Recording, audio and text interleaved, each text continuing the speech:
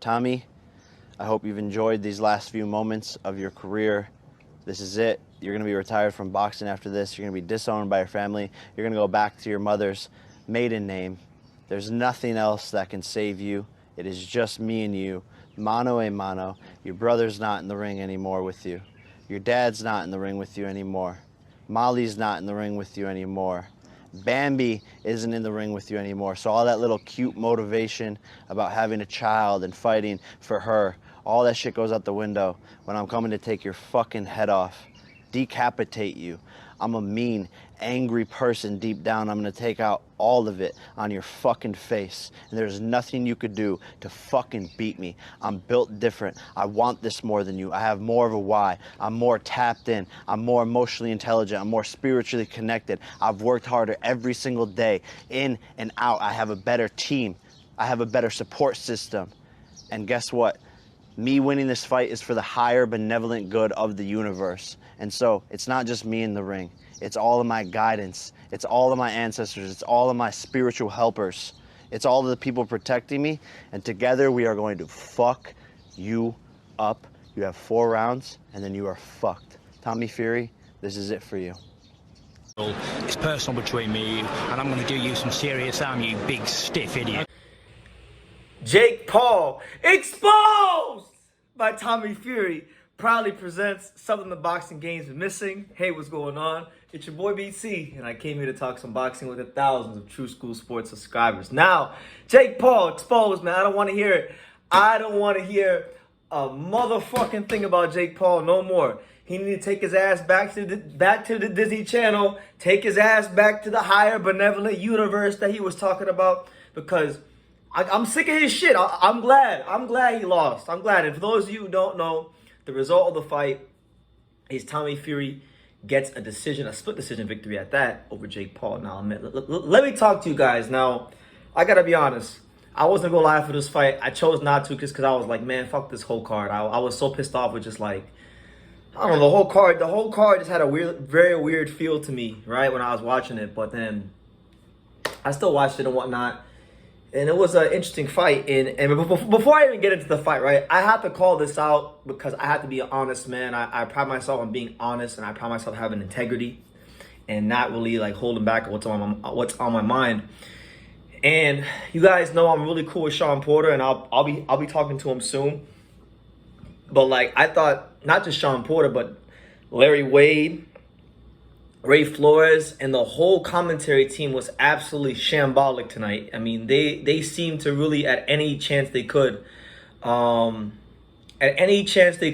they seemed to really just give Jake Paul every benefit of the doubt and hype him up. And they did to make sure that I wasn't biased, I went on Twitter and I was kind of reading people's tweets as the fight was going on.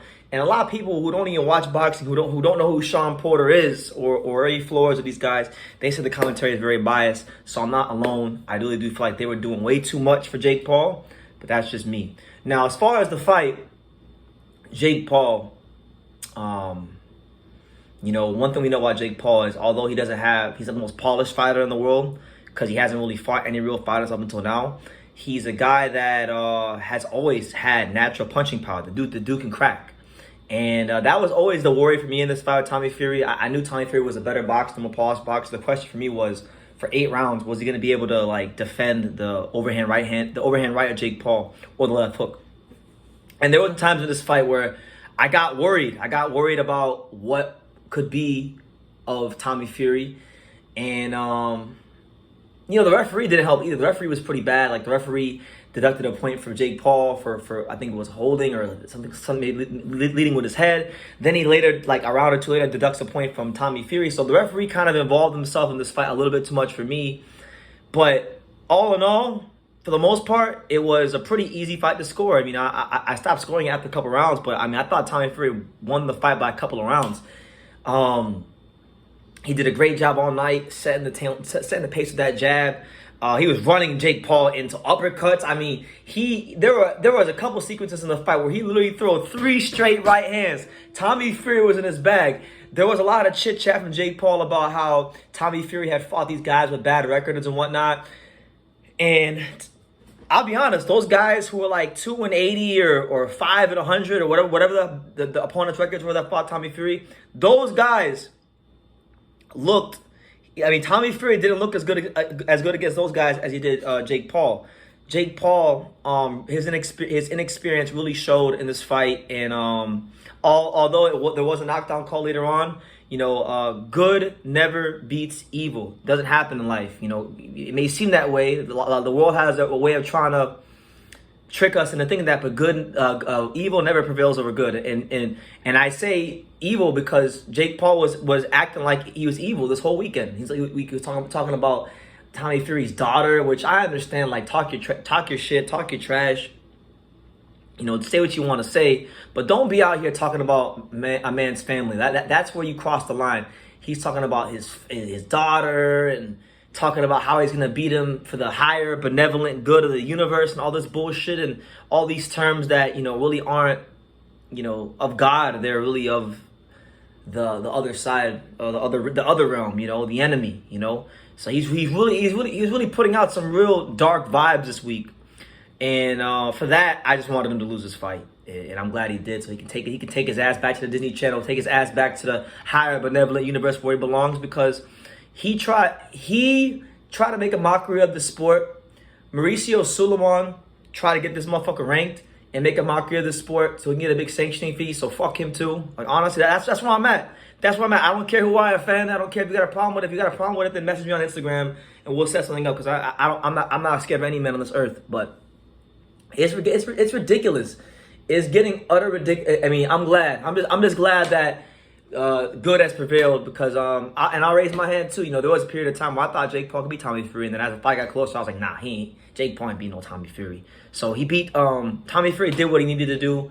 He did boxing a favor, because this Jake Paul shit has just been ridiculous. It's been the biggest disgrace to the sport in years. And I used to not have a problem with Jake Paul, but then now, when you get to governing organizations like the WBC trying to rank this dude and bend over backwards for him and really disrespect hardworking fighters that are trying to work at the rankings, then that's why I have a problem. Because now I got fighters I know at cruiserweight that if Jake Paul would have won this fight, he would have been ranked over them. Guys like Brandon Glanton, guys like Isaac Chamberlain, really good, solid guys that deserve to be in the WBC rankings, but would have been pushed out the way for guys like Jake Paul, and that just don't sit well with me. So for that, I'm happy.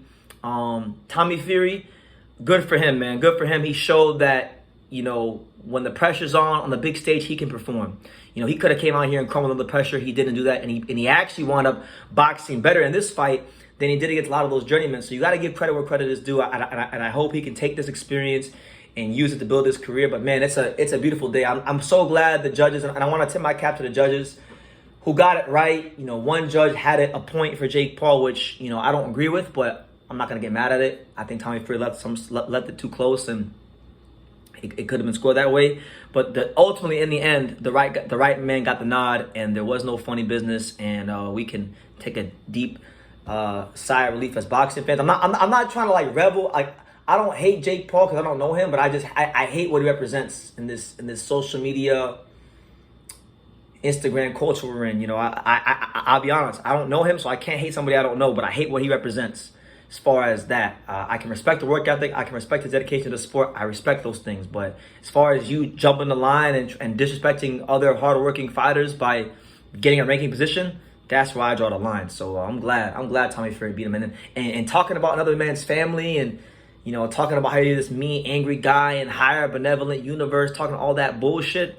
I'm glad he lost. So I'm gonna leave it at that. I don't really got too much more to say about this particular fight. I just wanted to get it out there because I know people are gonna ask me, BT, what do you think about Jake Paul versus Tommy Fury? This is what I think about Jake Paul and Tommy Fury. Jake Paul lost. He don't deserve a rematch. He can take his ass back to the Disney Channel. So on that note, God bless. Take care.